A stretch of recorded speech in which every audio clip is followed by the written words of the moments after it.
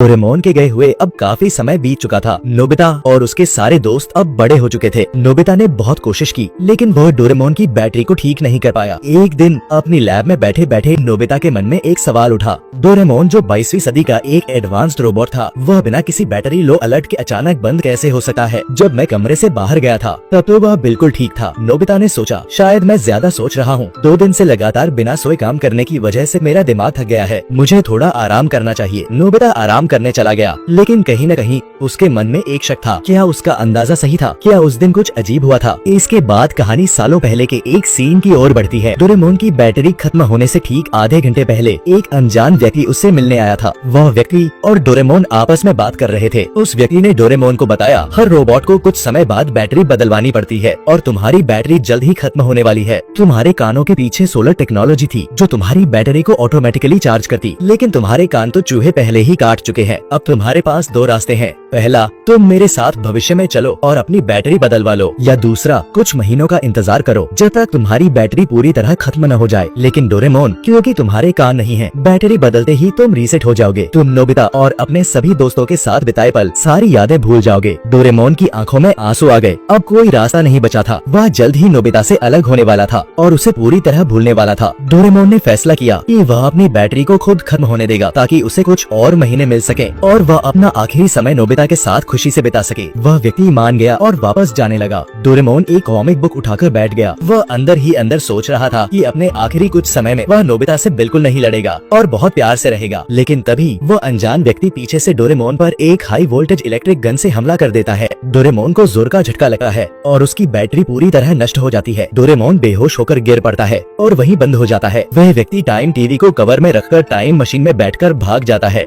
और डोरेमोन की time machine भी चुरा ले जाता है। कुछ देर बाद नोबिता घर लौटता है और डोरेमोन से गैजेट मांगने लगता है ताकि वह जियान को मजा चखा सके। लेकिन तभी उसकी नजर डोरेमोन पर पड़ती है जो जमीन पर गिरा हुआ है। नोबिता उसे जगाने की बहुत कोशिश करता है लेकिन डोरेमोन पूरी तरह बंद हो चुका था। नोबिता की धड़कनें तेज हो जाती हैं। उसे समझ नहीं आता कि वह क्या करे। वह डोरेमोन की जेब का इस्तेमाल करने की कोशिश करता है लेकिन अब वह जेब एक साधारण जेब बन चुकी थी। नोबिता अलमारी खोलता है, शायद उसे कोई गैजेट मिल जाए जिससे वह डोरेमोन को ठीक कर सके। वहाँ उसे टाइम टीवी मिलता है जिसे खोलते ही वह डोरामी से कनेक्ट हो जाता है। डोरामी से नोबिता को पता चलता है कि डोरेमोन की बैटरी पूरी तरह खत्म हो चुकी है। अब वह पूरी तरह बंद हो चुका है। नोबिता भविष्य में जाने की कोशिश करता है लेकिन टाइम मशीन वहाँ नहीं होती। डोरामी बताती है, नोबिता, न तुम भविष्य में आ सकते हो न मैं अतीत में। 22वीं सदी के रोबोट के चले जाने या खराब हो जाने के बाद अतीत या भविष्य में छेड़छाड़ करना टाइम पेट्रोल के नियमों के खिलाफ है। डोरामी आगे बताती है, अगर किसी तरह तुम डोरेमोन को भविष्य में ले भी आओ तो बैटरी बदलते ही उसकी सारी यादें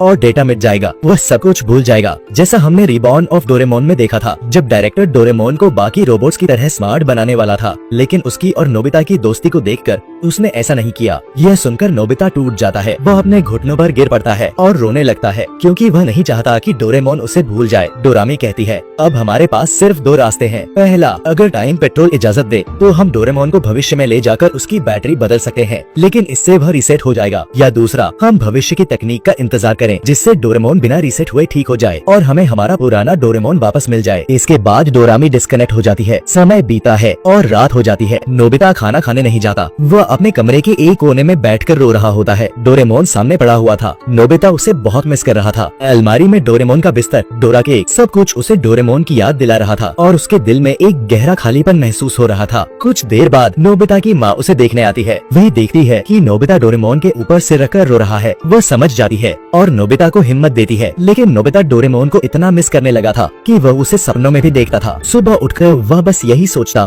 कि काश डोरेमोन का जाना सिर्फ एक सपना होता, लेकिन ऐसा नहीं था। इस बार डोरेमोन सचमुच चला गया था। नोबिता का स्कूल जाने का भी मन नहीं करता था। बाद में नोबिता की माँ यह सब नोबिता के पापा को बताती है। पापा को यह सुनकर बहुत बुरा लगता है। वह नोबिता को समझाने उसके कमरे में जाते हैं। अलमारी के पास अकेले बैठा नोबिता रो रहा था। पापा उसे समझाते हैं, नोबिता, हार मत मानो, रोने से डोरेमोन वापस नहीं आएगा। तुम्हें इस सच्चाई को स्वीकार करना होगा। जितनी जल्दी तुम यह कर लोगे उतना ही बेहतर होगा और यही डोरेमोन भी तुमसे चाहेगा। यह बात नोबिता के दिल को छू जाती है। वो सोचता है कि डोरेमोन कभी नहीं चाहेगा कि मैं कमजोर रहूं। यहाँ कहानी का पहला हिस्सा खत्म होता है। मैं चाहता था कि यह एपिसोड एक ही वीडियो में खत्म हो जाए लेकिन वीडियो बहुत लंबी हो रही थी, इसलिए इसका दूसरा हिस्सा बनाना पड़ेगा।